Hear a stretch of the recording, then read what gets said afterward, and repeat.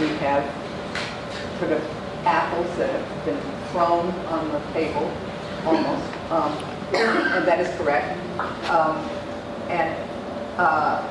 I very often, what I do for an exercise is a very involved, not necessarily complicated, but involved kind of setup where I have all sorts of specific things about composition that I'm doing. And I have fun with these, making them, and they're complicated, and even when they're simple, they're complicated. And I found actually today is more complicated, even though it is, I more or less threw these apples. It's a mix of apples, colors. Each table also has a peach. And though I wasn't going to do this, when I saw these, I took a little clutch of these, whatever they are, cocktail tomato stuff, too. Because today is about color. And I wanted to start with color. And many of you know so much about color theory and different ways that you may have done on your own or in your education or classes you've taken. And so all of this will apply. You know, your palettes are very particular. Some people are incredibly particular and knowledgeable. Some people are more experiential, which is, I guess, what I would say I am. But today, I want you to think color. And I wanted to start with this exercise, which you could do or not do, or you could do another time. And I have little bits of paper, different scraps of hot press, cold press, a little self-test. It's a self-test. And I mean, if you just listen to what this is, that's enough. But if you choose to do it now or later, that's more. And so what it is, and we've mentioned this before, but I never really did it, is I am trying to get this idea of associative color and how eloquent knowing what a color is, and then when you know what it is trying to represent, even if there's no imagery. And the words that I have put down, and you may be familiar because I've mentioned this before, but we didn't do it, are butter, Granny Smith, magnolia, and then I just threw in another just so there'd be four, summer day. These words, particularly maybe the first three, I think tend to have a very clear associative color, or even color with a combination.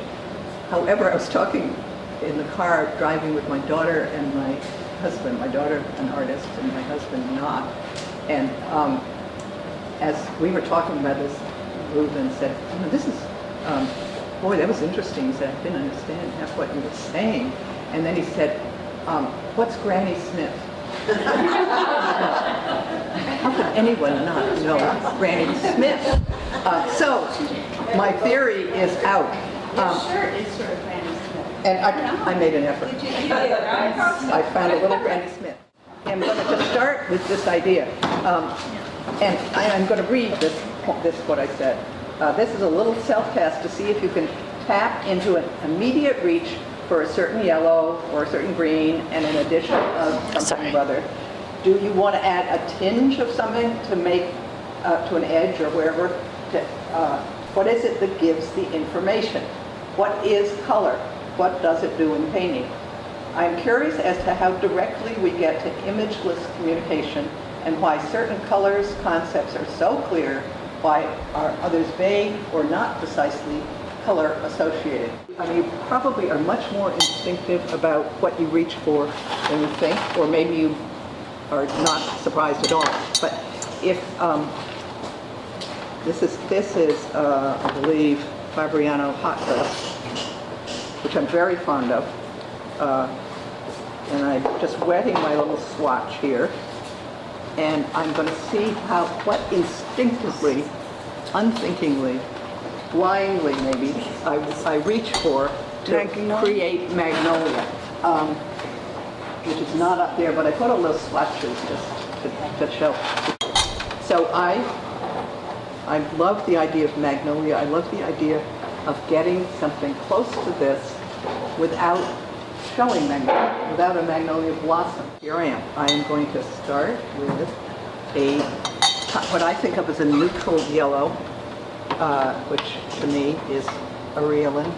My next instinct is to put a tiny, tiny bit of a blue, maybe a warmer blue, and this is cerulean, and again, hardly any.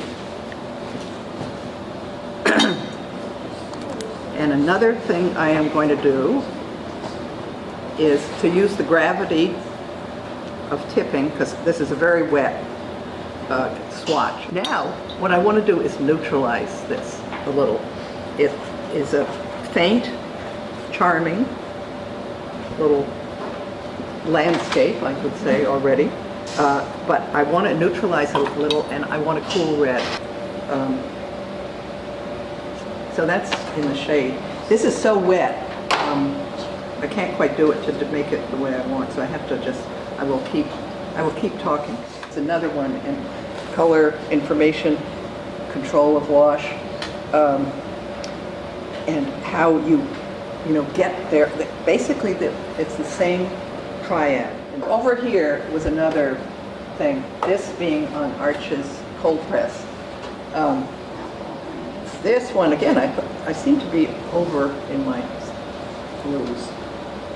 With this Granny Smith that I did, I tried to put, without getting anything figurative, but I did, Granny Smiths I think of as quite shiny, always having a, they're hard. They're very hard, tart, it goes along with their taste. Whereas other apples may have a slightly softer, and actually you can even judge an apple, and say, I'm not even going to buy that apple because the skin is not taut enough. So I tried to put just a point of light in that, because I don't want to put anything figurative. I wasn't trying to do a little apple.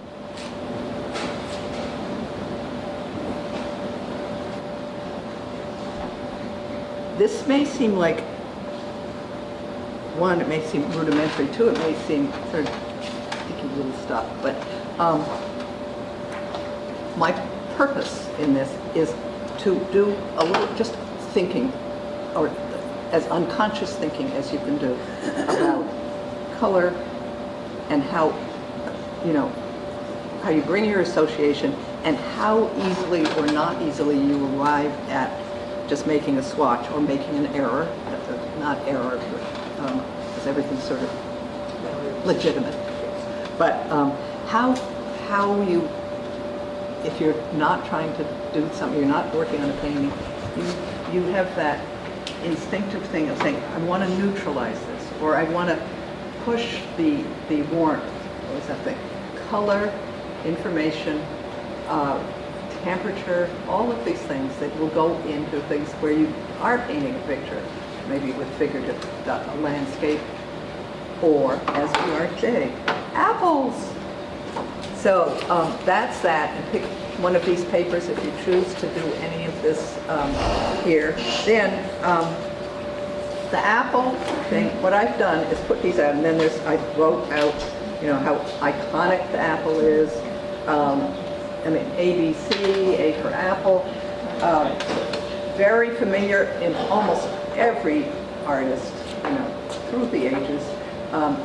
I brought the Cezanne book from the Barnes Foundation exhibit right there, which, apples, apples, apples.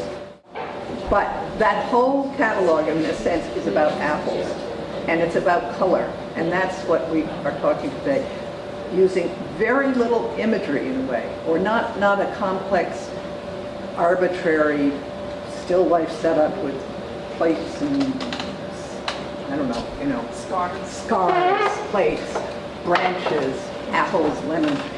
This is, so you will just put your head way, way down into this essence. I mean, you could do a apple like that, or one apple, or a series. You could do apples, you know, splayed in some way. You could take one out. You could do this kind of wonderful.